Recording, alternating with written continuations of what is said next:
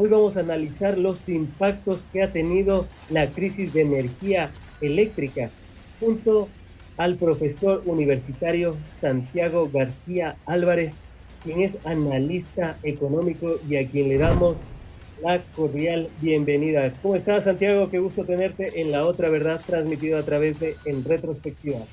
Gracias, Fran, por la invitación. Un gusto estar en este medio de comunicación alternativo y poder conversar un poco sobre un tema que nos está afectando a todos los ecuatorianos.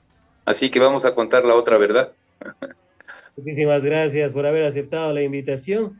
Y para arrancar en materia, quisiéramos primero un antecedente, un contexto del cual partir.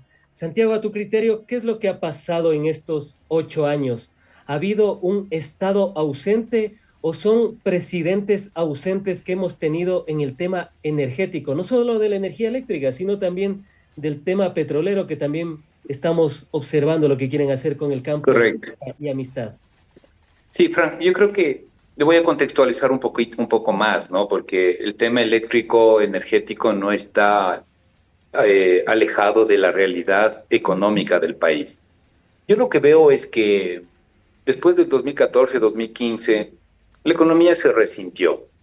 Incluso tuvimos problemas como el terremoto, problemas de caída de precios de los commodities que llamamos, los precios de exportación de los productos naturales que tenemos y del propio petróleo. Entonces yo creo que desde ahí un poco menciono, la economía no es que ha podido recuperarse, no ha sido un comportamiento 2015 en adelante razonable, ¿no? Ha estado fluctuando entre el 1, el 2%, el 2019, recuerdo, la economía tuvo una variación del cero, y en ese proceso llegamos al COVID 2019, que fue una tragedia económica, social, familiar, y la economía se cayó casi 10%. El dato es 9% de menos, 9% de caída.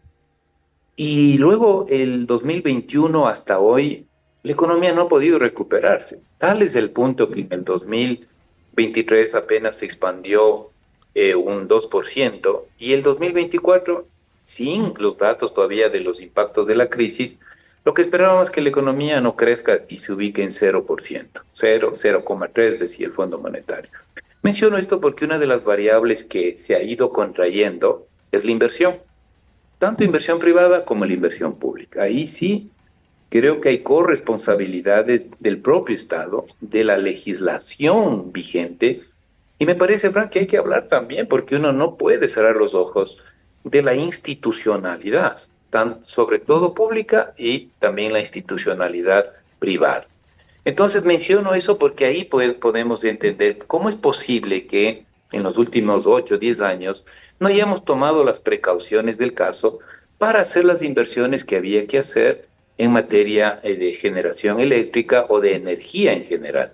Ecuador es un país, con eso cierro esta primera idea, no creo que las energías que se llaman energías alternativas no llegan ni al 1 o el 2%. Claro. Entonces, uno dice, pero un espectro de tiempo del 2015 hasta el 2024, son 10 años. Sí debió pensarse en hacer algo más y no caer a esta crisis, que yo luego quiero dar datos y cifras, y no caer en el punto que hemos llegado prácticamente a una crisis total, complicada, 14 horas de racionamiento, o 8, o 6. O sea, es un tema, como digo, entonces quizás ahí se puede entender un ciclo, digamos, un proceso de 10 años que nos llega hasta el día de hoy, ¿no? Hasta el 2024 para estar en esta situación tan complicada. Hablamos que en el 2014, 2015, cuando fue una especie de tormenta perfecta, terremotos, Exactamente. los commodities y demás, en esos años el país perdió cerca de 8.000 millones de dólares. Y con la pandemia, de igual manera, se siguió perdiendo 10 puntos del Producto Interno Bruto. O sea, y desde entonces no hemos logrado recuperarnos a nivel económico. Sin embargo, en tema de generación de energía eléctrica, era revisando los planes maestros, los tres. Y prácticamente el del 2016, que tenía una proyección al 2025, nos daba también un contexto. En 2006 teníamos cerca de 3.900 de generación de energía eléctrica, Ajá, megawatts. Ajá. megavatios. Y en el 2017-2018 cerramos con cerca de 7.120, casi se duplicó en cuestión de 10 años. Sin embargo, desde esa fecha, desde el 2018, que fue una de las últimas inauguraciones de las hidroeléctricas, hasta la fecha no se ha inaugurado una. A duras penas vimos un poste de luz inaugurado por Guillermo Lazo en la ciudad de Otavalo, de la provincia de Imbabura, y Daniel Noboa nos trajo una barcaza reviviendo el pasado de los noventas. En ese contexto, y tomando en consideración los planes maestros de electricidad, que decían que debíamos de aumentar la capacidad en 2.000 megavatios hasta el año 2025, Santiago, se puede decir ¿Qué pasó? inoperancia, crisis inducida, ¿qué es lo que pasó o no había dinero? Exactamente. Yo creo que todos estos planes maestros de electrificación, como tú muy bien lo mencionas, sí son hechos fácticos. Yo estoy de acuerdo en esa cifra de casi duplicación de la potencia eléctrica del Ecuador, pero los planes de electrificación, para nos entiendan los ciudadanos, trae aparejado inversión. Pero ahí sí tenemos que hacer una discusión un poquito más amplia. Sabíamos que después del 2015 ya la contracción económica y también el ajuste fiscal estaba en marcha. Todos los gobiernos, ahí sí que nadie diga, no sé, yo no hice eso. Todos los gobiernos, de izquierda a derecha, empezaron a ajustar la variable inversión pública. Entonces, de un contexto de restricción por A o B razón, porque es justificado, porque la economía ya no crecía, está bien. O sea, entendamos los procesos. Lo que se ajusta en general es la inversión pública, porque de todos modos hay que pagar a policías, hay que pagar a los profesores que trabajamos en universidades públicas, hay que pagar al profesorado de escuelas y colegios, está bien, ok, eso se logró mantener, pero la inversión pública entra en un retroceso tremendo, tremendo. Y a su vez también la inversión privada. Este país, cuando yo tengo un libro recientemente publicado que se llama Ecuador, Acuerdos Mínimos, con otros colegas que lo publicamos, la formación bruta o inversión del 2023 es menor al del 2019. O sea, pasamos 4 años y la inversión, que es el motor para generar nueva producción, para incorporar empleo, para en lo público hacer las infraestructuras que se requieren, en lo privado para ampliar capacidades productivas, se cayó muchos años. Entonces, creo que en esa lógica, lo que menos dinero, y ahí sí es falla de gobierno, de política pública, es decir, bueno, señores, esto nos va a pasar porque en el plan, en los planes de electrificación sí se decía, la demanda va a crecer. Si al Claro. 2025 tenemos 8.000 megavatios, pues hay que generar esos 8.000, esos 9.000 megavatios porque la demanda nos está llevando hacia allá. Entonces ahí hay tremendos errores de manejo de política pública que corresponde a los gobiernos. También hay unos actores que no se les ha evaluado lo suficiente, que son los actores de los gobiernos locales. Porque ahora hemos descubierto que solo la provincia de Imbabura tiene 8 o 9 proyectos de energías alternativas. Que ¿Y qué están en pasó el con eso? 2017. Entonces, en gobierno del señor Lazo, hay que dar nombres y apellidos, ahí se guardó en el escritorio, es que falta esto, además la ley, no sé qué. Siempre habrá un pretexto, habrá un algo, ¿no es cierto?, que diga, eso se podría haber generado. Las cifras que dieron es unos 100 megavatios. Con 100 es igual que una barcaza. Y alternativo, porque esto es eólico, porque esto es solar, solo Imbabura, hermosa provincia. Entonces, Frank, te respondo así y hago esa reflexión. Aquí hay muchos responsables, ¿no? Muchos responsables desde la política pública. También el sector privado, sí, dice, bueno, es que si yo no tengo condiciones, no invierto. Entonces ahí hay como unas corresponsabilidades que no hemos podido manejar, porque eso es al final del día. El Ecuador debía definir como prioridad política y fundamental la soberanía y la seguridad energética. Estados Unidos no le pasa esto, ¿no? Porque, oh, bueno, es un país desarrollado, pero entienden perfectamente los conceptos de soberanía alimentaria, entienden perfectamente el concepto de soberanía energética, ¿sí? Y importan el equivalente al consumo a 6 meses, ¿no? Si pasa algo, 6 meses tengo para aguantar. Y acá, señores, ¿qué pasó? Descubrimos que proyectos privados, que proyectos públicos, todos se cayeron. Lo nuevo, ¿no? Después del 18, porque eso era, había que hacer. no había dinero porque tenía que pagar no sé qué, porque el gasto en no sé qué, en gasto corriente, pero platita para hacer esta inversión no hubo, y los gobiernos siempre esperanzados en la contingencia. ¿Cuál es la contingencia? Pues bueno, si llueve, ya no necesito porque tenías una buena capacidad hidroeléctrica. Así que yo creo que hay que mencionar las dos cosas, Estado, también empresa privada, y sobre todo ahí sí responsables de la política pública energética que corresponde a los diferentes gobiernos, sobre todo el señor Moreno y el señor Lazo, que son, digamos, los últimos que debían quizás poner énfasis en esto y prever lo que hoy lamentablemente se está convirtiendo en una crisis socioeconómica muy profunda. Pero se puede hablar netamente de que no había plata en el país porque revisando las cifras vemos que a la SELEC le han, le han quitado cerca de 500 millones de dólares en cuestión de 4 años. De igual manera, en el tema de la importación de energía eléctrica a Colombia, le hemos pagado hasta el momento 500 millones de ¿No? dólares. Entonces, Santiago, 1.000 millones de dólares. Que hubiésemos hecho una central hidroeléctrica o un sistema solar eólico. Yo creo que hay que, a ver, como decía, la economía entra en una crisis de dinámica, no logra sostenerse en sus propios pies, digamos, para que me entiendan, y empieza un ciclo de bajo crecimiento.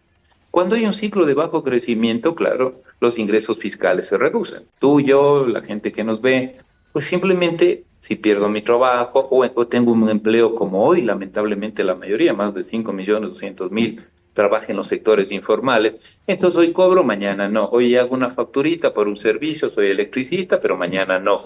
Entonces, en ese contexto de bajo crecimiento económico, de caída de la producción, los ingresos fiscales también se resienten. Y también hay un deporte nacional que no hemos podido y los gobiernos no han podido, la evasión tributaria. Entonces, en ese contexto, claro, lo que se ajusta, por eso yo dije, ¿no? Y ahí no quiero entrar a una discusión ni una acusación, si usted es un académico, no entra en la acusación política, sino en los hechos fácticos, es que la inversión desde el 2015, la inversión pública se nos cae, se nos cae, se nos cae, se restringe y la inversión privada también le sigue y empieza a caerse. En ese contexto no hubo plata, digamos, ¿sí? En ese contexto y no hubo priorización, porque había que prever ahí sí, de alguna manera, incluso el proceso de endeudamiento externo, que ha sido un proceso de endeudamiento externo, tanto público como financiamiento interno a través del BIES. Incluso ahí debió preverse, ¿no es cierto? Bueno, aquí de parte de ese endeudamiento, una parte porque entendemos ahí sí es cabeza pública, entendemos como gobierno, entiendo como presidente, entendemos como ministros de energía que esto es prioridad, por tanto vamos a al menos prever que no pase esta tragedia y vamos a, como digo, muchos proyectos que podían desarrollarse a nivel local. El Tuachi Pilatón se inauguró, me parece, el 2017. Y del No, el noventa por 17, ciento de la obra estaba hasta el 2017. 90%. 2017 terminada, se puso un solo generador, pero ese podía generar, Tetuachi Pilatón debía generar 300 megas. ¿Y cuánto estuvo generando? Casi nada, parado porque había un problema de denuncia, de sobreprecio, de que la turbina, no sé qué, una empresa rusa. Pero los gobiernos se pasaron por alto, eso es lo que yo digo. O sea, también ahí, como tú dices, una ausencia de gente comprometida con el país, que lo que necesitamos es, y ese es un mensaje también a la ciudadanía, necesitamos elegir personas para que manejen la cosa pública, y manejar la cosa pública es política pública. Entonces una política pública prevé cosas, una política pública ya no importa el nombre de la persona, sino que dice, no, este es mi compromiso con el país y el país necesita, por ejemplo, esto. Había que hacerle funcionar Toachi Pilatón, que no tiene problemas graves de, como tienen, ¿no es cierto?, nuestras centrales hidroeléctricas. No, esperando que no sé qué, es que pasa esto, es que la Contraloría. Aquí hay un montón de gente que interviene para, ¿no es cierto?, detener ciertos procesos. Pero nadie dice, bueno, ya, superemos eso, avancemos porque el país debía tener Toachi Pilatón. Hoy están, reitero, por ejemplo, vengo recién de un viaje de Loja y funciona ahí el Villonaco 1, que es energía de viento, eólica. Pero hay Villonaco 2, Villonaco 3, ¿y dónde está? No, es que está durmiendo por ahí en el sueño de los justos, es que falta no sé qué, es que la política no ha habido. Entonces, yo creo que todo eso tenemos que los ciudadanos visualizar, ¿no? Y encontrar responsables de políticas públicas que nunca se hicieron, que se guardaron en el escritorio, que decían, no sé, ahorita como ya llovió, no me meto. Pero el problema es que así no se hace política pública.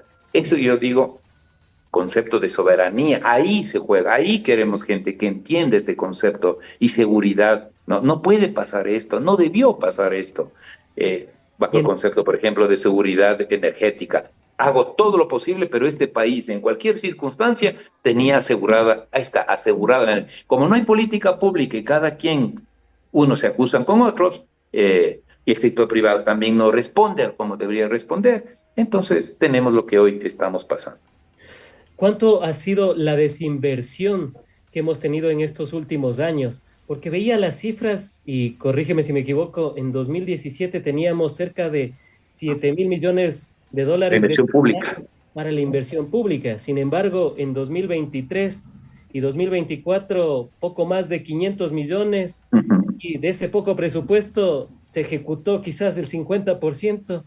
Entonces, Sí, teníamos en consideración que había la crisis, había momentos complicados del país, pero tanto, o sea, tanto iba a ser la reducción de la inversión pública. O sea, es justificado haber pasado de 7.000 a apenas 500 millones de sí. dólares.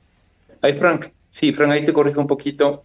En realidad, los planes, el plan de inversión, el plan anual de inversión, el PAI que llamamos los economistas, los expertos, ha estado alrededor de los 3.000 millones. Los 500 que tú te refieres es a las obras de infraestructura, carreteras, caminos, que está a cargo del Ministerio del Transporte. Eso me viene a la cabeza más o menos de 500 millones. Pero el plan de inversiones, porque tú tienes un proyecto vinculado con los diferentes ministerios, por ejemplo, el tema de seguridad, no es Claro. infraestructura, pero es un plan de inversión, compro patrulleros, compro armas, los que, no sé cuánto. O sea, esto de los 8.000 que se manejó entre el 2011 hasta el 2014, ¿sí? En algunos años creo que superó esa cifra, inclusive nos bajamos a 3.000. Y dentro de los 3.000 ya la ejecución presupuestaria real no creo que supere los 2.000 millones de dólares. Entonces, claro, ahí está la explicación. En esa reducción de la inversión pública nos han dejado clarísimos, señores gobiernos, los últimos, que el tema eléctrico no era prioridad. Eso está claro. Pero ahí también hago una reflexión. Si ese era el caso, había que buscar mecanismos que permitan el ingreso de la inversión privada. Y tampoco se hizo. O sea, aquí no hacemos ni lo uno ni lo otro, porque está bien, yo soy crítico en eso. Si la alternativa pública es la que tiene que predominar, bueno, predomine, pero hágalo bien, señor gobiernos, háganlo. Pero si no tengo recursos y necesito abrir a la iniciativa, hágalo. Lo importante es que, obviamente, que sea bajo condiciones de transparencia, de no monopolio, de que nos sirvan a nuestros intereses ciudadanos. Pero no, no hicimos ni lo uno ni lo otro.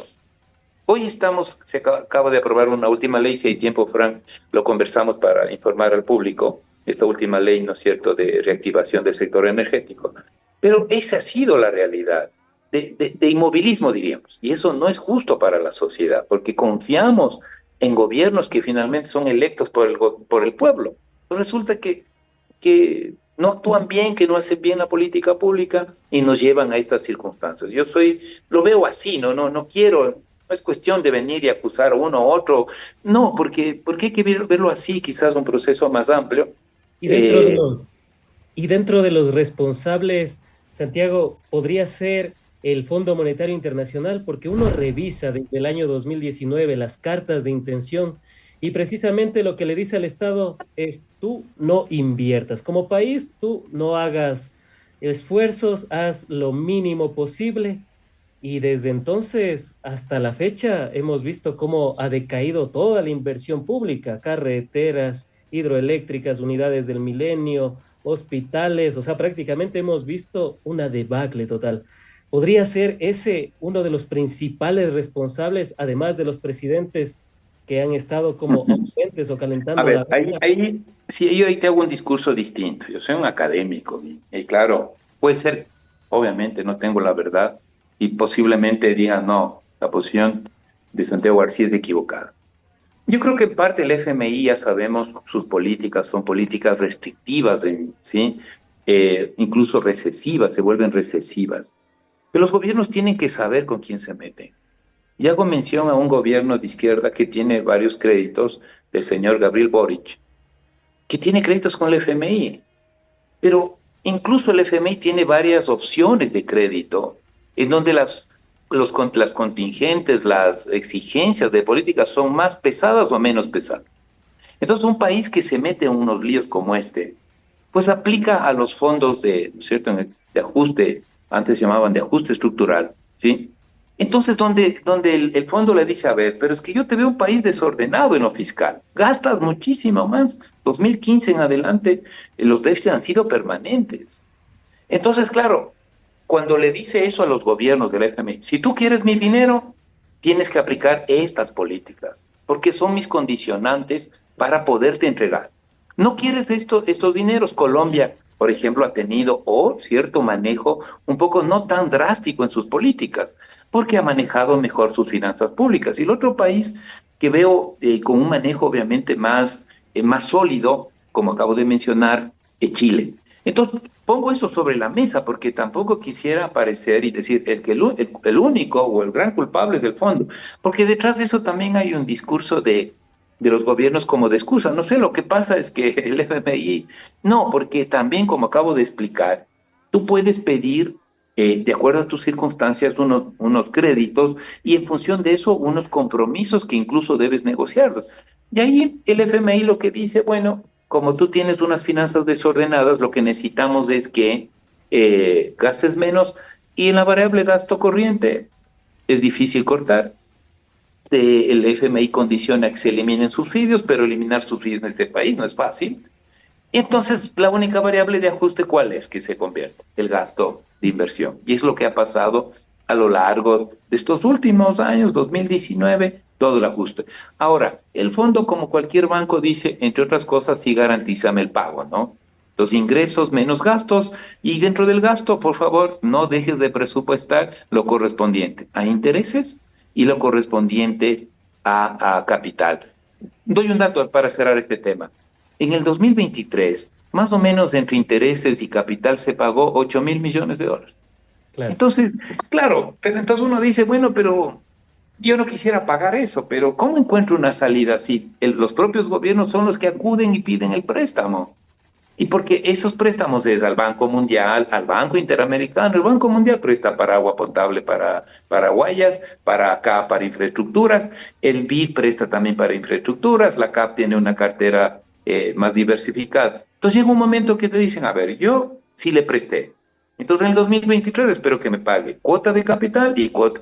Entonces, Frank, es más complejo eso, ¿no? En el sentido de que cómo se manejan las finanzas públicas y luego, ¿cómo tienes que ser, Breve, de alguna manera, responder a eso, ¿no? Bueno, me he endeudado y tengo que pagar. Claro, muchas veces a costa de salud, a costa de educación, eso es así, pero yo creo que hay que mirar todo el proceso en su conjunto para entender eso.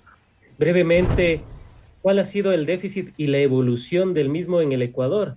Desde que el FMI supuestamente es para que se organice o se ordenen las Sí, finanzas públicas, sin embargo, vemos que los últimos déficits han sido de 5.000 millones de dólares y este año, con proyección al 25, parece que no va a variar mucho. ¿Cuál ha sí, sido la evolución? Recuerdo que en el 2017, si la memoria no me es un poco frágil, era cerca de 2.500 millones de dólares. sí. Entonces, no es que ha mejorado nuestra situación económica, ¿o sí? No, con eso tienes toda la razón, no ha mejorado. Hay que recordar también el déficit se hizo grandísimo en el 2020 por el COVID, ¿no? Los ingresos petroleros bajaron un tercio. Obviamente, si una persona como yo pagaba impuestos, 100 dólares, pues pagamos menos porque obviamente, sí, todos los ingresos se nos cayeron o del empresario igual. Entonces, ha estado alrededor, yo digo, un promedio cercano al 4% del producto, que es mucho, o sea, es un déficit muy alto, 4%, un poquito menos, posiblemente 3, 4%. Ahora, pero es que ahí también hay lecciones a aprender. Hay que recordar que en el 2022 el señor Guillermo Lasso bajó el déficit a cero, pero a un costo muy alto, eso también no es, hay que sacar lección. Uno puede hacer un ajuste fiscal, pero el tema también es cómo lo haces y con quién y cuándo lo haces. Por ejemplo, recordemos, cero es exactamente la cifra oficial. Es un déficit de menos 100 millones, creo, de déficit en el 2022. Pero no había jeringuillas, no había atención en hospitales públicos, no había algodón, te mandaban a comprar todo, desde la aspirina hasta la cosa más compleja para operarte en el servicio de salud pública, no había cédulas, no había pasaportes, entonces también esa es la lección a aprender. No puedes tirar la economía y el Se ajuste sacrificó la fiscal al economía. infinito, ¿no? Porque resientes toda la estructura política y social, porque ¿qué pasó en el 2022? Estábamos complicados, además saliendo de la pandemia y la atención sanitaria, la atención en los colegios, las escuelas. Yo mismo saqué un post, me acuerdo en los 2022 había un dato, 1.000 escuelas sin agua potable, 1.000 escuelas públicas. Entonces, eso también yo creo que no se ha aprendido bien las lecciones para hacer un manejo, sí, más responsable de las finanzas públicas, saber cómo haces una negociación con el fondo, saber cuáles son las prioridades donde no hay negociación, donde no muevo eso. Esto que menciono, por ejemplo, infraestructuras, porque mucha gente reclamamos, es que falta la carretera, está bien, nos falta, pero también nos falta estas infraestructuras fundamentales, el Internet. En la pandemia se demostró que no sé cuántos niños, sacaban el dato, más de 160.000 niños salieron de la educación, salieron. ¿Por qué? Porque sus hogares no tenían internet, no hay una brecha tecnológica muy fuerte. Entonces también eso nos ha quedado, ¿no? Hay que saber cómo hacer un ajuste fiscal, hay que darle prioridad a las cosas que son innegociables. Educación de los niños, no puedo pensar que no tengo la capacidad financiera para facilitar este servicio ya básico como es el Internet, porque le impacta en la educación de nuestros niños, de nuestros jóvenes. Eso es franco, o sea, sí hay muchas cosas que decir también de la calidad. No solo ha sido cantidad, calidad. Calidad en el gasto, calidad en inversión, calidad incluso en los temas de ingresos fiscales. ¿Por qué no hemos hecho y hemos mejorado las recaudaciones? Algo creo que se ha mejorado, pero no es. España desde el año 2000 tiene la facturación electrónica. Nosotros no recuerdo, me parecerá 2015. O sea, nos demoramos una eternidad Espera, para esto cosas corre. que te pueden ayudar a controlarnos. El médico está bien, que está súper preparado, me cobra $80 la consulta, es súper bien, ya le agradezco, ok, me va a dar un buen servicio de salud, pero facture, ¿sí o no? Claro, Facture. La empresa que vende tal, tanto, muy bien, señor, que le vaya bien a su empresa, pero facture, porque vamos a necesitar que usted cumpla con la ley. ¿Y cuál es la ley? Paga el impuesto a la renta. concuerdo. Han sido las apreciaciones de Santiago García, doctor en economía, profesor universitario de la Universidad Central del Ecuador, en esta primera parte. Vamos a la segunda parte y antes de ello, amigas y amigos, recuerden seguirnos a través de nuestros canales. Estamos como en retrospectiva en Facebook, en Twitter, en Instagram, en TikTok. Estamos con todas las plataformas más fuertes a la disposición de sus teléfonos inteligentes, tablets, smart TVs y demás recursos tecnológicos. Continuamos la entrevista con Santiago García, doctor en economía, profesor universitario de la Universidad Central del Ecuador. Y vamos en esta segunda parte a analizar el tema de la afectación económica que va a tener esta crisis de energía eléctrica. Ya hemos hablado del contexto, pero ¿cuál podría ser la afectación? Hemos escuchado 20 millones de dólares por hora, hemos escuchado 100 millones de dólares al día, hemos proyectado inclusive 2.000, 3.000 millones de dólares según las estimaciones de algunos comités empresariales. A lo que te pregunto, Santiago, ¿cuál podría ser la afectación que vamos a tener en todo el sentido de la producción, la economía, las pymes que se desarrollan en el Ecuador y que ahora están cerrando? Sí, bueno, yo quiero hacer mención a un estudio que hizo la Cámara de Comercio de Guayaquil. Y ellos cifraron más o menos en 600 millones de dólares de pérdidas para todo el sector productivo. Me parece que es una cifra bastante cercana a la posible realidad que se está estructurando, ¿no? Por el impacto. 600 millones. Si septiembre perdimos ya por racionamiento 2 semanas. Si en octubre son 4 semanas, son 6 semanas, por 700 millones, solo en estos meses son cercanos, digamos, en grandes números, 4.200 millones. Eso me parece que es una cifra bastante cercana a lo que está pasando, ¿sí? Pasando a nivel nacional. Ahora, también hay un estudio que lo contrató, entiendo, lo difundió el periódico Primicias, en donde 2 de cada 10 empresas habían hecho algo frente a la crisis energética. ¿Qué es hacer algo? O te compraste un generador eléctrico, lo alquilaste, hiciste algo, un algo. 2 de 10. ¿Y las 8? Y las 8 declararon que no pueden hacer casi nada. Y en esas 8 que no pueden hacer casi nada frente a la crisis, sino encomendarse a algún lado, pero no hay capacidad porque no tengo crédito, porque mis cuentas no me dan, mis ingresos no me dan. 8 de 10 organizaciones productivas. Entonces ahí está el daño económico, ¿no es cierto? Y eso seguramente son medianas industrias, pequeñas empresas, unidades productivas, ¿no es cierto? Que se ven realmente indefensas frente a esta crisis. Entonces yo creo que va a ir ahí un poco el tema y posiblemente el último dato, con eso cierro, el último dato de cuentas nacionales ya mostró una caída de cercana al 2% en el segundo trimestre del 2024, un crecimiento de 1,2 y una caída del 2% en el 2024 segundo semestre. ¿Qué esperaríamos ya las Antes cuentas? de la Porque eso crisis de ya es las energía eléctrica. cuentas oficiales. Y antes de la crisis de energía eléctrica, hablamos. Exacto, exacto. Entonces septiembre posiblemente y diciembre, hasta diciembre que termine el periodo, el año fiscal, digamos, del año económico, lo más seguro es que tengamos una caída en negativo de la economía nacional. También los ciudadanos tenemos que aprender algunas cosas. Posiblemente el importador de focos, el importador de UPS, perdón, el importador de pequeñas generadoras eléctricas, le va a ir bien, pero estamos hablando de la economía nacional. Al sector financiero ya está con problemas de cobranza porque hay una morosidad, tanto bancos como cooperativas. Ahí ya los números no van a acompañar bien. El sector industrial manufacturero de alimentos, el sector textilero ya venían con, ¿no es cierto?, con problemas de crecimiento económico. Esto es un golpe total. Lo más seguro es que negativo. La otra industria importante, la de servicios de construcción, ya venía alicaída. ¿Qué esperamos del 2024? No estamos, pues, ahorita los ciudadanos, este momento muy proclives a pintar la casa, a refaccionarla y más aún adquirir una vivienda propia.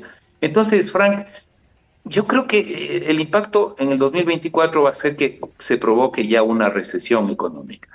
Ahora, la lucha que queremos, y bueno, quizás en la parte final del programa podemos decir las alternativas, pero la lucha este momento es fundamental que el gobierno del señor Nova cumpla su promesa de generar 700 megas adicionales, digamos, a lo que se tiene, para reducir el racionamiento eléctrico a 2 horas. Porque no es lo mismo, por favor, eso para el sector productivo, para nosotros, los profesionales, para la gente, para los papás, las mamás, no es lo mismo 14 horas que 2 horas. Entonces la lucha hoy en día tiene que ser, para que esto no termine en una cosa pues, terrible, que si bien entraremos en fase recesiva, pero es muy importante que llegue esa energía, se contrate esa energía adicional, aproximadamente 600, 700 megavatios y una inversión de 600 millones, pero se haga efectiva. No anuncios, no queremos anuncios de la ministra, del presidente. Queremos que se nos diga en diciembre, sí señor, aquí están funcionando esta central térmica que ellos llaman, ¿no es cierto?, móvil o en tierra, que ya no viene embarcada, lo que sea. O sea, aquí los ecuatorianos hoy, lo único que queremos saber es que no queremos 14 horas de racionamiento, peor más, a finalizar o a mediados de diciembre, porque además vamos a terminar un mes que se suponía iba a ser un mes de recuperación económica para todos, ¿no? Que es el mes de diciembre. Pero si nos mandan 14 horas, yo no quiero sinceramente ese escenario me parece terrible. Y luego lo que vendría después. Así que eso, Frank, son graves los impactos económicos. Ya venía la economía bastante resentida, sin fuerza, sin energía para crecer, y ahora sí creo que esto nos está llevando hacia un periodo de recesión. Parece ser la estocada final. Han sido las apreciaciones de Santiago García, doctor en economía, profesor de la Universidad Central del Ecuador en esta segunda parte.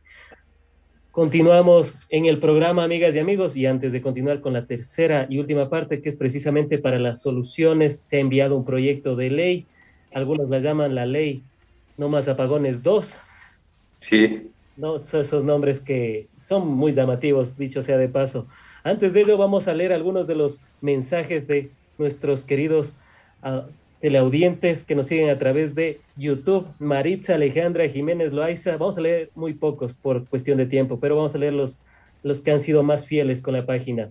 Maritza Alexandra Jiménez Loaiza, saludos desde Guadalajara, España, bendiciones.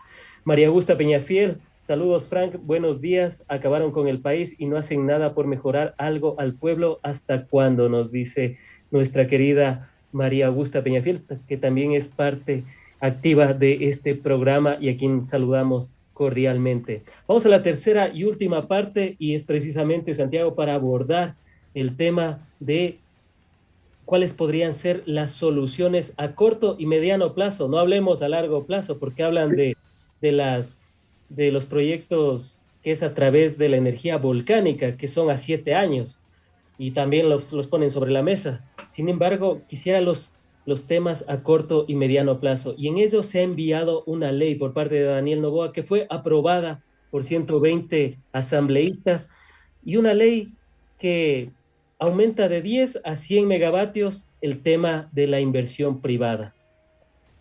Esto podría ser una solución y también hay otra cuestión, si es que es una forma de privatización, y eso lo abordamos a continuación de la primera respuesta. Vamos primero con los 10 a 100 megavatios. ¿Es una solución? muy bien, Frank. Pero vamos primero por partes. Ahí un poquito modifico tu pregunta y mi respuesta. Lo primero es lo primero.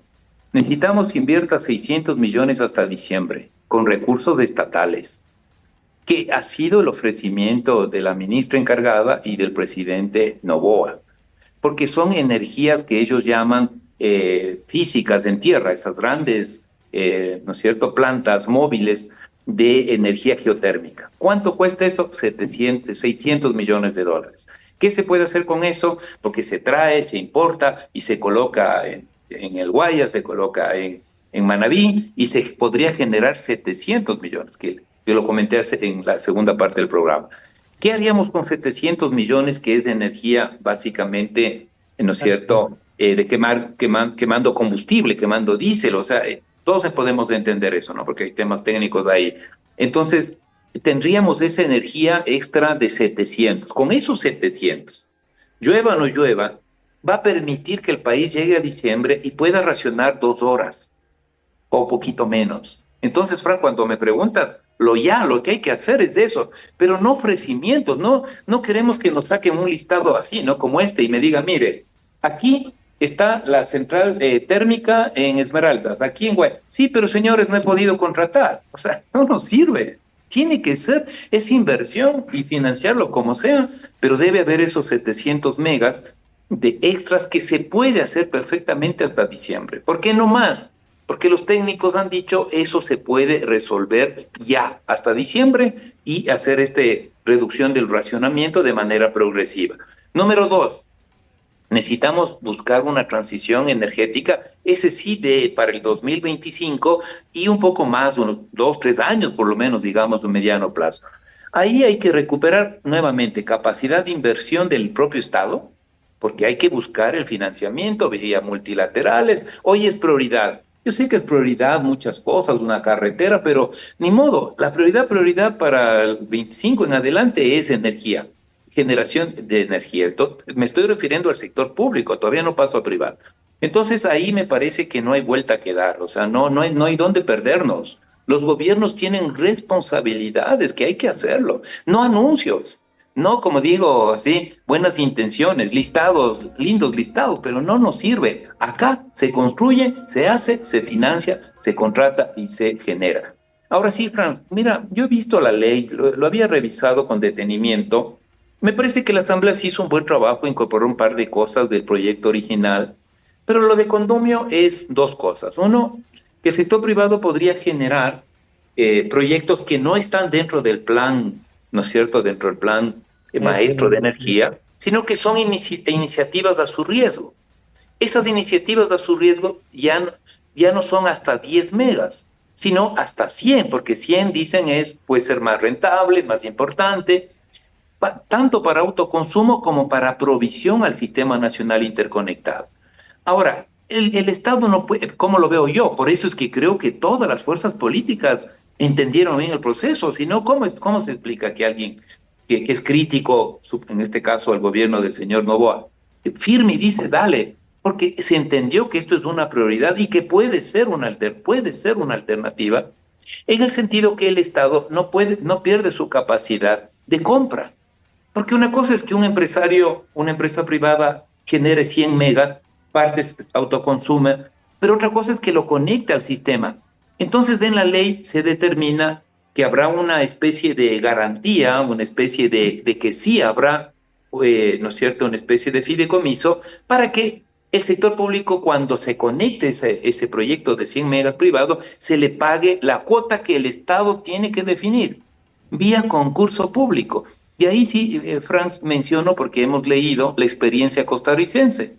Y la experiencia costarricense, sí hay este mecanismo, pero el Estado es un Estado fuerte que dice, tú no me impones precio, tú no me impones precio de monopolio, yo no me vendo al interés. Claro, el empresario querrá ganar lo máximo posible, pero se convierte en una especie de servicio público donde el gobierno pone las reglas de juego. Entonces yo lo veo bastante bien, me parece que si hay gobiernos con pantalones o con faldas, entonces me parece que no nos debe conducir a que hay una privatización y todo el 100% de luz eléctrica ahora lo manejan los privados. Y finalmente, Franz, te hago una reflexión. Ya sabemos que el gobierno colombiano le es difícil, casi imposible, vendernos de energía. Si fue a pedir, el presidente viajó recientemente ya con sus ministros, 400, 500 megas. Le dicen no, porque también aquí tenemos racionamiento, la central. Pero resulta que el ofrecimiento, para no venir con las manos vacías, resulta que el propio gobierno le dice, pero yo puedo mover algo para que el sector privado colombiano. Mire, entonces, Franz, si ha habido una experiencia, si hay una experiencia colombiana, en donde el propio sector privado genera energía, tanto eléctrica, vía solar, eólica, en algunos mecanismos, y también hidroeléctrica. Entonces resulta que posiblemente, si llegan algunos cientos de megas a aliviar esta crisis, va a ser del sector eléctrico privado colombiano.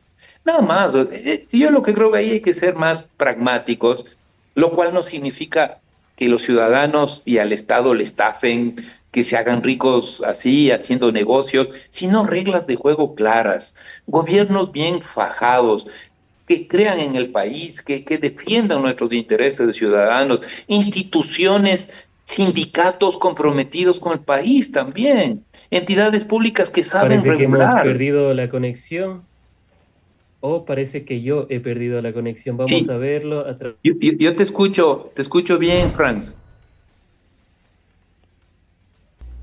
Estamos bien con la conexión, creo que se cayó la conexión de Frank.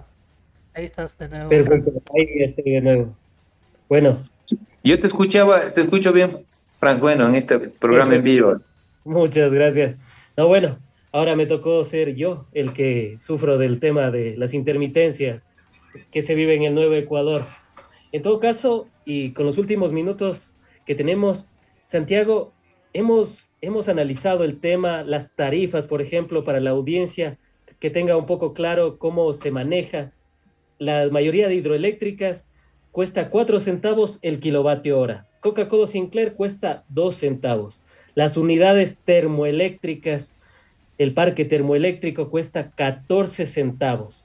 La importación de energía eléctrica nos ha costado entre 34, 44 y hubo 2 meses del año 2023 que nos costó 61 centavos. En ese sentido, Santiago, y también hemos visto cómo han estado en esas discusiones los privados, porque Guillermo Lazo ya abrió esa puerta. Fue uno de los últimos decretos que hizo en el 2023 para que se pueda pasar a manos privadas algunos proyectos hidroeléctricos y de otras índoles al sector privado. Sin embargo, ¿cuál es la discusión? La tarifa. Los la tarifa es de 3.5 centavos, haciendo todo el cálculo que les digo, hidroeléctricas, termoeléctricas y demás, proyectos eólicos, solares. Y en ese sentido, Santiago, lo que nos han advertido algunos expertos es que el fin último que quieren es la tarifa, porque no se ha construido algo de manera privada, porque los privados quieren impulsar el tema de las tarifas. Incluso ya se habla de racionalizar las tarifas, liberalizar las tarifas. Y ahí te pregunto directamente, ¿podríamos vivir algo similar a lo que pasó en Argentina con tarifazos de 300%? Y para que la gente lo comprenda en el término ecuatoriano, si una familia paga $20, terminó pagando 60 y luego hicieron nuevos tarifazos y que podrían llegar hasta 500%. O sea, si alguien paga ahora $20 de energía eléctrica, podría llegar a pagar $100. Eso es lo que nos han advertido algunos expertos en el tema de la energía eléctrica. ¿Podría ser ese el caso? Y quizás ese es el último fin de esta crisis que para algunos ha sido inducida. Bueno, ahí, Francis, es una pregunta difícil, pero te respondo de la siguiente manera. Hay que entender que la producción en manos del gobierno va a ser mayoritaria. Entonces, cuando me hablan de posibilidad de un tarifazo, significaría que va a reducir a nada la oferta pública para que el sector privado asume y diga, mira, qué pena, yo tengo que subir porque yo soy el que genero y distribuyo. No creo, no me parece que va por ahí el tema. Segundo, yo sí creo que cuando uno habla de costos de 4 o 3 centavos, eso es la generación eléctrica. Y luego los costos suben por el tema de distribución. Y he escuchado a colegas del Colegio de Ingenieros, de Ingenieros Eléctricos de varias provincias, y cuando dicen que las pérdidas negras pueden llegar a 20 o 30%, es decir, en el proceso de distribución se roban, se caen, infraestructura mala, y entonces resulta 30%. Imagínate si yo vendiese leche, me van a entender así los ciudadanos, 100 litros, produzco en la finca 100, pero llego a vender 70. Oye, ¿y los 30 qué pasó? Entonces, Franta, esas cosas también hay que discutirlas, hay que echarle mirada para que esto salga bien, tiene que salir bien, eso es lo que yo insisto, ¿no? Para no ir por un lado o por el otro, sino que deben salir bien. Si el sector privado entra con esta nueva ley y va a generar más a través de proyectos ya hasta 100 megas por cada proyecto, entonces no creemos que va a ser un tal el volumen que reemplace completamente a la producción nacional.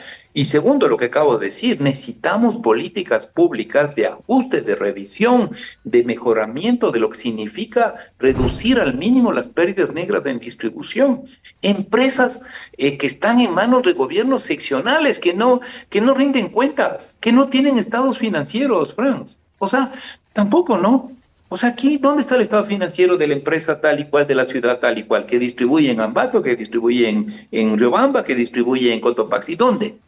Entonces, Franz, creo que de aquí en adelante vamos a tener que movilizarnos un poco más los ciudadanos y los académicos para que pase lo que debe pasar, que el Ecuador recupere su capacidad de soberanía y seguridad energética. Esa tiene que ser la gran finalidad. ¿Que aporte el sector privado? Bien, reglas de juego claras. Usted no me impone la tarifa, porque no es posible. El marco regulatorio por el momento no permitiría eso que tú mencionaste. Pero usted, sector público, también necesitamos eficiencia, necesitamos responsabilidad y empresas descentralizadas, provinciales, distribuidoras. También vamos a meter mano porque ya basta de tanta corrupción, porque así también se puede mirar eso, de pérdidas, de no cobros, etcétera, etcétera. Entonces, Franz, me parece que de aquí el mensaje es para los ciudadanos, tenemos que hacer y tenemos que participar y exigir que gobiernos y autoridades y entidades regulatorias hagan su trabajo bien. Solo eso Santiago, pedimos, y que Santiago, hagan nada bien la más. regulación y lo que tengan que hacer.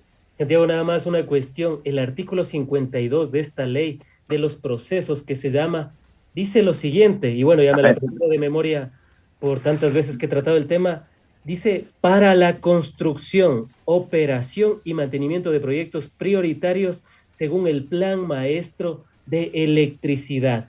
Y ahí uno se sorprende y se pregunta también, para la construcción creo que nadie está en desacuerdo, pero Santiago, para la operación y mantenimiento de proyectos prioritarios no se está abriendo la puerta o el camino para que, por ejemplo, el parque termoeléctrico que no ha recibido mantenimientos durante 8 años y que ya no nos genera el 100% de su capacidad, sino a duras penas el 50%, pueda ser pasado a manos privadas. Y de igual manera, proyectos hidroeléctricos como Coca-Cola Sinclair, siempre me ponen ese ejemplo. Imaginémonos que Coca-Cola Sinclair pasara a manos privadas a través de la figura de la concesión. Ahí sí, ¿quién va a poner la tarifa? Porque el Estado lo que dice cuando se comienza a analizar esto, dice, no se preocupe, si es que es de dinero nosotros no tenemos. Entonces, ¿a quién le van a chantar la factura? ¿Al ciudadano? ¿O no es así?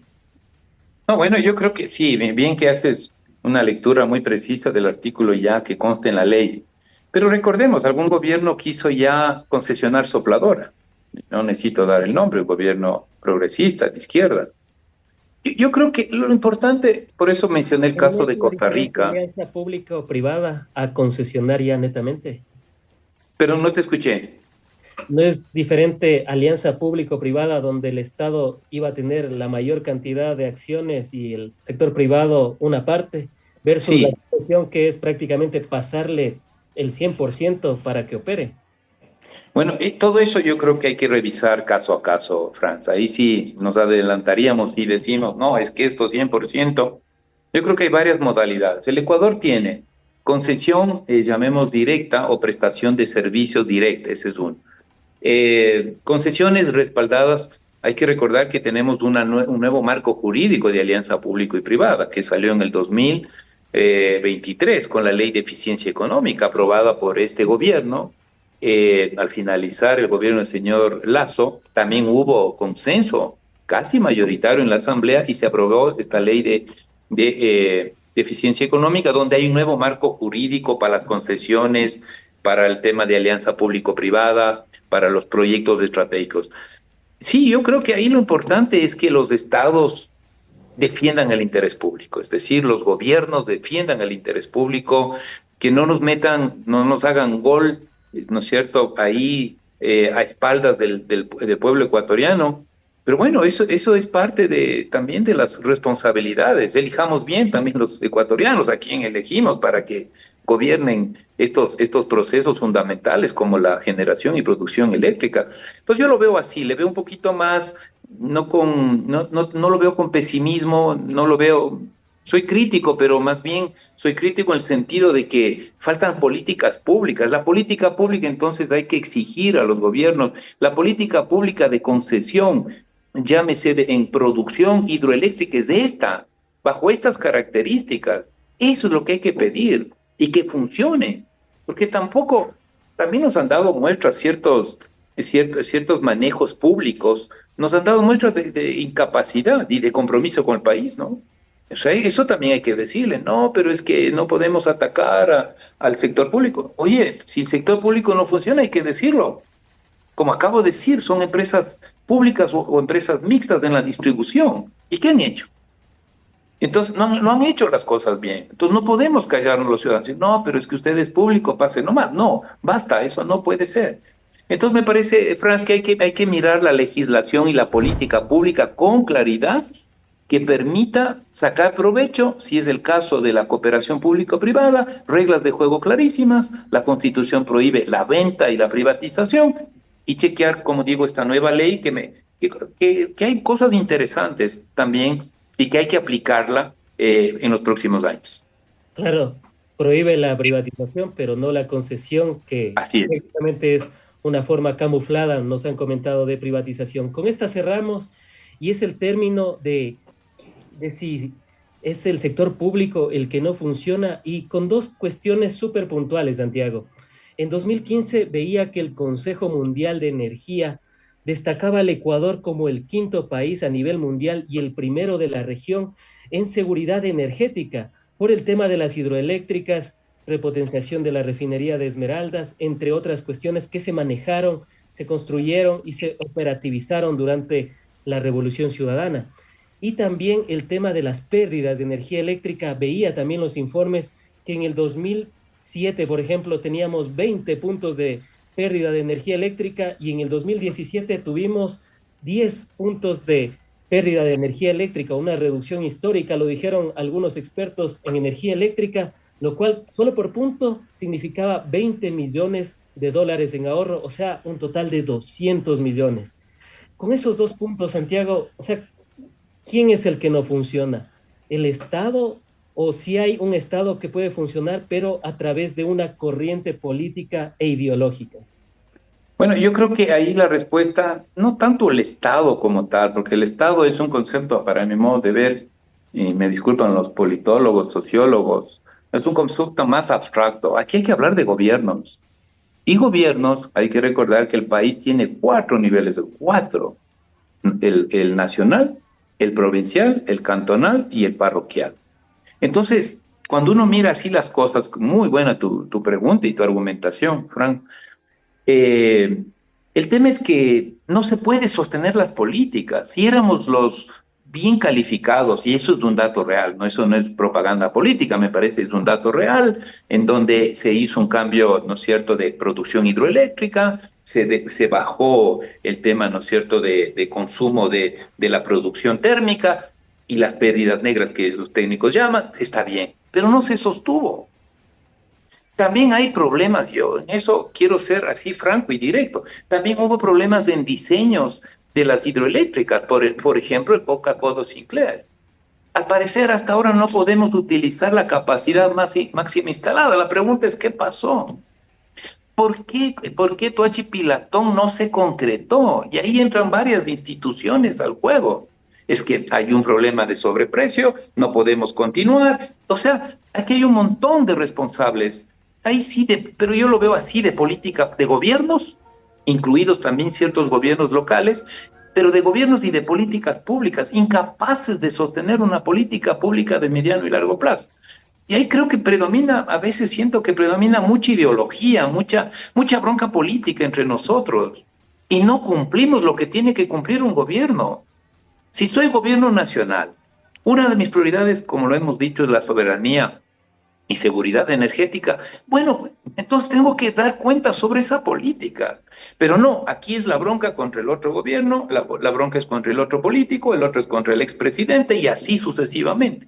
Entonces no tenemos las estructuras institucionales que soporten una política de mediano plazo. Yo lo veo así, ¿no? Porque es lo que ha pasado, ¿sí? Y aquí hay muchos responsables. Están politizados. Para ser más franco, Franz, está mucho politizadas las empresas de distribución en provincias. Ahí los directivos son nombrados por los partidos políticos, por el partido gobernante, ¿sí o no? Y entonces es un mal manejo de la empresa distribuidora eléctrica en las provincias. Entonces ahí no es solo un gobierno, ahí es varios responsables. Entonces me parece que hay que mirarlo así. Debemos exigir los ciudadanos ecuatorianos políticas públicas con gobiernos responsables, quizás menos ideológicos, Una sino línea más centrados en resolver los problemas que nos afectan a los ciudadanos. y que quizás sigan una línea, porque también recuerdo que el Plan Maestro de Electricidad no es que se construyó o elaboró solamente por la Revolución Ciudadana, sino fue un conjunto de expertos en la materia que tomaron varios proyectos y que fueron, sí, canalizados, operativizados y construidos durante la Revolución Ciudadana, pero que eso debía haber continuado, pero como se le chantó como que hubiese sido solo proyecto de la Revolución Ciudadana, no mirando hacia atrás, que desde atrás ya venía Coca-Cola Sinclair, desde 1970 ya había Sí, las tensiones y de igual manera lo demás, quizás ese es el punto y el meollo final del asunto. sí, en parte es eso, ¿no? Como lo he explicado, no somos capaces de sostener políticas, porque finalmente, yo por ejemplo no me gustan los discursos actuales de la ministra encargada de energía, porque habla como a título personal, que es su compromiso, que en diciembre se baja el racional. No, señora, no necesitamos su compromiso. Necesitamos que el gobierno nacional, en lo que le corresponde, asuma sus responsabilidades. Esta es una política pública de emergencia para resolver la crisis energética. ¿Me explico, Franz? O sea, es otra forma de ver las cosas. Lo que pasa es que nos volvemos aquí, como tú bien lo dices, nos atacamos unos a otros, también se cruza mucho el tema electoral, entonces tengo que atacar al otro gobierno y el que viene igual. O sea, este país se muere por eso está en donde está estas crisis. En el COVID, ¿qué se demostró? Que no había institucionalidad pública de salud fuerte para contener la pandemia. y fuimos de los países más afectados en América Latina, que no correspondía para un país de renta media como este. Hay países más pobres en América Latina, no doy el nombre, pero se conoce, y que sufrieron menos pérdidas humanas que nosotros. ¿Por qué? Porque la institucionalidad y las políticas fracasaron. Cientos de profesionales médicos murieron porque no había protocolos, porque esto, porque lo otro, porque el equipamiento. Entonces, la corrupción corroe al sistema público también, y eso es potestad de uno y otro, o de unos sí y otros no. O sea, se ha institucionalizado muchos años atrás esa corrupción, que finalmente le debilita a la política pública. Menciono lo del COVID, eso es un tema que yo personalmente siempre no sé si denuncio, pero siempre está en mi cabeza y tratar de explicar a la gente para que reaccionemos. Esto de la crisis energética, teníamos que llegar a finales del 2024 para tener 14 horas de racionamiento, imagínense. Entonces, ahí entran todos estos elementos de juicio, ¿no? De falta de visión, de política, de compromiso, de recursos que no se canalizan a tiempo, de demoras en canalizar otros recursos que podrían ser factibles, de usarla al sector privado en lo que sea necesario e indispensable. Entonces, hay muchas cosas ahí y creo que ahí se Y puede ver excepcional, quizás de como forma dice, completa el tema. y excepcional, como dice la Constitución y las leyes, y de manera excepcional utilizarle al sector privado. Han sido las apreciaciones de Santiago García Álvarez antes de finalizar, y como ya es una costumbre en el programa, ¿cuál sería la otra verdad detrás de toda esta crisis de energía eléctrica, apagones de 14 horas, incluso de 34 horas, como sufrió en algún momento el Cantón Naranjal? La otra verdad es que esta crisis eléctrica debió evitarse, que si era posible, si se mantenían políticas públicas de construcción, de infraestructuras, del equipamiento necesario para sostener una adecuada satisfacción de la demanda creciente de energía, pero no se hizo. Muchos gobiernos fracasaron en esa necesidad de haber tenido soberanía y seguridad energética. Esa es la otra verdad. Ahora nos toca construir otra verdad. Necesitamos un esfuerzo tanto del gobierno nacional para que haga las inversiones que nos permita salir de esta emergencia energética y canalizar en lo que sea necesario bajo reglas de juego claras, precisas, que permitan la participación del sector privado como un aporte a que el país tenga una adecuada matriz energética que satisfaga necesidades, no la veleidad de los gobiernos, no el buen nombre de tal o cual persona, no, que satisfagan nuestras necesidades, que somos los que finalmente hacemos de esta sociedad nosotros los ciudadanos. Esa es la otra verdad también que hay que construir. Han sido las apreciaciones de Santiago García Álvarez, doctor en economía, profesor de la Universidad Central del Ecuador, a quien agradecemos por haber estado en el espacio, seguros de contar con tu participación en futuros análisis, diálogos y debates de la coyuntura nacional. Claro que sí, Fran, gracias por la invitación. Bueno, un saludo a todos quienes nos han escuchado, nos han visto y bueno, seguimos los ciudadanos, hay que seguirnos organizando, tomando conciencia, informándonos y tomando, ¿no es cierto?, decisiones las mejores que podamos en las próximas elecciones.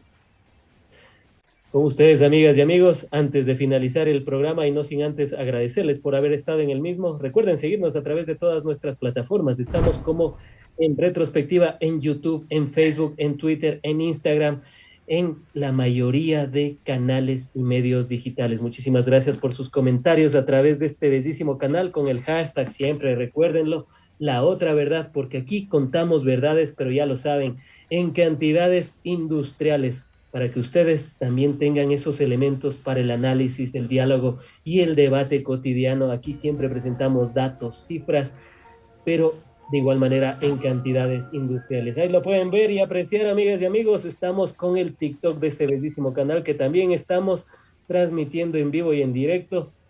Gracias a esa magnífica producción, un equipo de primera. Si es que ustedes en algún momento desean tener también esta maravilla de producción, coméntenos, escríbanos, tienen nuestros contactos, pueden hacerlo a través de todos nuestros canales digitales. Ahí también lo pueden apreciar a través del Facebook de En Retrospectiva, cómo estamos transmitiendo en vivo y en directo, y para su deleite también de manera vertical, ya no solo de manera horizontal, Ya lo podemos transmitir de manera vertical. Veamos si es que lo podemos colocar. Bueno, por el fondo es que no se puede apreciar, pero ahí lo pueden ver. Perfecto, ahí lo pueden ver, amigas y amigos. A través de Instagram también estamos como en retrospectiva. Coméntenos, compartan, cuestiónennos también si creen que debemos añadir algún otro tema, también nosotros estamos dispuestos a hacerlo. Si es que tienen algún posible invitado, también recomiéndenos. Nosotros aquí estamos abiertos absolutamente a todo. Ahí pueden ver la transmisión en el TikTok a través de este bellísimo canal con el hashtag, siempre recuérdenlo, la otra verdad. Antes de finalizar con el programa, amigas y amigos, recuerden que la hora más oscura es la más próxima al amanecer, como lo diría el general Eloy Alfaro. Recuerden compartir, suscribirse a todos nuestros canales y medios digitales, ese TikTok, ese YouTube, todos y cada uno de los medios por los cuales nos permiten llegar a sus teléfonos inteligentes, tablets y demás recursos tecnológicos. Con ustedes se despide Frank Pozo, porque la comunicación es más que un derecho. Hasta una próxima oportunidad.